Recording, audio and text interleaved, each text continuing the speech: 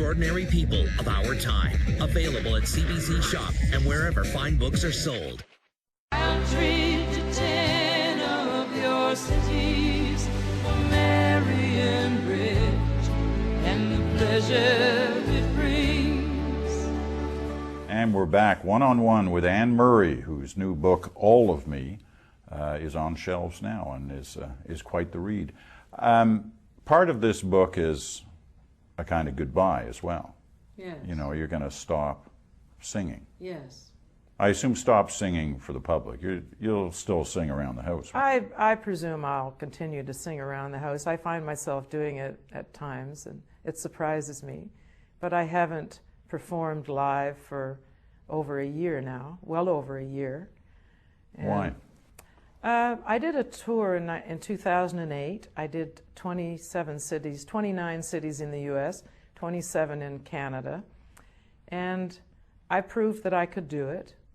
The voice held up. I was able to make a good showing, I think. And that was enough. It was more than the voice held up. I mean, the people who went to those shows said it was fantastic. Yes, they loved the shows. And I think I played to virtually full houses throughout that entire tour. It was about 3 months. And what a nice way to go. But it's not like you were losing your voice. No, I wasn't.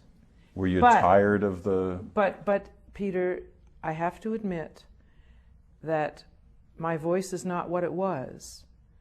It's much more difficult for me to sound and to sing the way I used to. When you're in your 60s, it's a fact of life. It's like everything else. It's so much work to be able to get your voice into shape to do shows.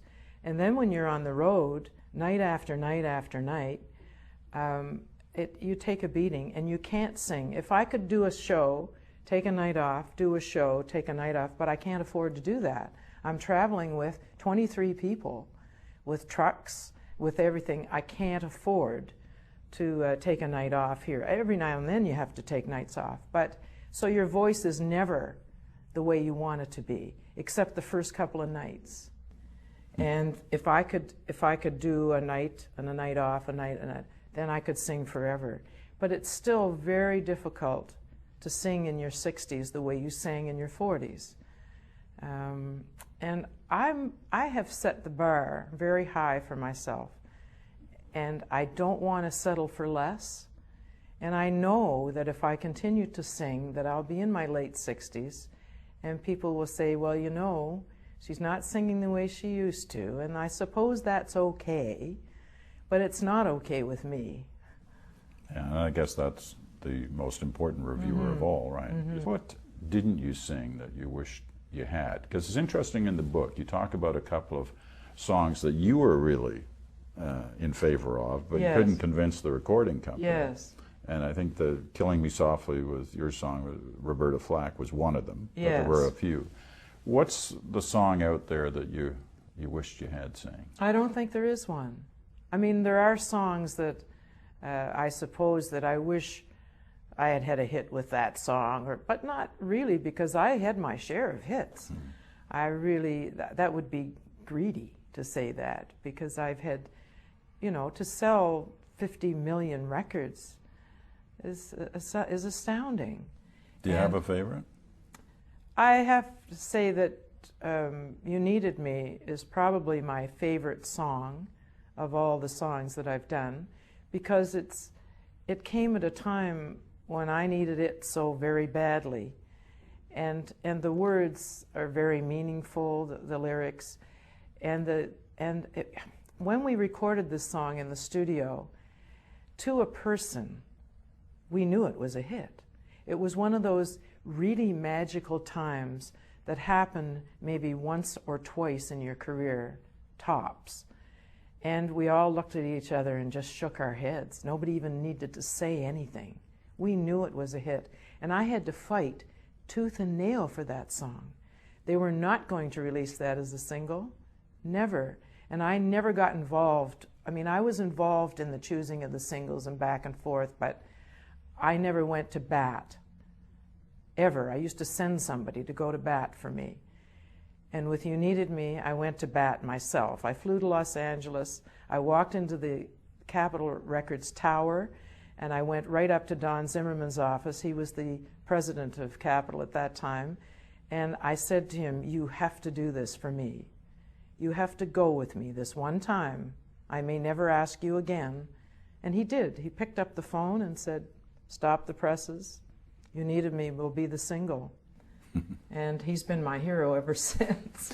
What about the reverse? Is there a song that you made it popular, that was a hit, that you're either tired of hearing or have trouble singing because you don't want to? And I ask you that because I remember talking to Brian Wilson of the Beach Boys, a band who that you were a big fan of. Yes. And he told me that he couldn't stand Good Vibrations. I just about fell on the floor. No wonder. Good Vibrations is one of the greatest records of all time. But he can't stand singing it anymore. Really? He knows he has to, but he hates it. Really? Yeah. Now, Well, he's an odd duck, because you know. Yes, he is. I can't say that there's any song that I hate. There are songs that I don't want to rehearse, like Snowbird, because I think, oh, please, I've sung it enough. But it's still a great song. You don't want to rehearse it because you know it? You don't need to I don't need deal to with rehearse it it. anymore? It's not that you're tired of hearing it? I suppose I am a little tired of hearing it, yes, but I don't mind singing it. I like to sing it. It's a vocal exercise, that song. And and it's a great song. So no, I really can't think of any song that I don't like to sing. What was we've got to take our last break here, but let me ask you this, because Snowbird really was the one that really started it for you big, you know, nationally, internationally. That moment, because it happens really fast, doesn't it? Yes. Suddenly, you're huge. Yes. Can anybody be prepared for that? I don't think I was. I was not prepared for that. Yes, I believe they can, but I think that young people, it's harder for younger people. I was 25. I had been through university. I had taught school for a year. I was young, but I had my feet planted pretty firmly on the ground, and a very solid upbringing and family life. So I'm thankful for that. So I think, and I was ill prepared.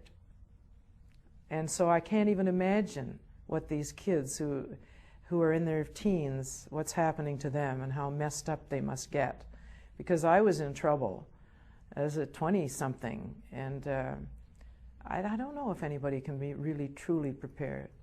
When you say you were in trouble, what do you mean? Well, I hated my life when I was going through those early days and having to deal with drunken musicians and drugged musicians, and I hated it.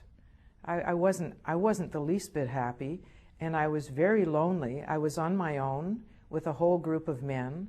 I had no one to talk to, and it was not a good time in my life, and I was trying to get this career on the rails, and it seemed to be okay. The career seemed to be going okay, but it was just the live performances that were very tough for me, and I was doing a lot of them too. We got to take our final break. We'll be back for Final Thoughts, one-on-one with Anne Murray, right after this.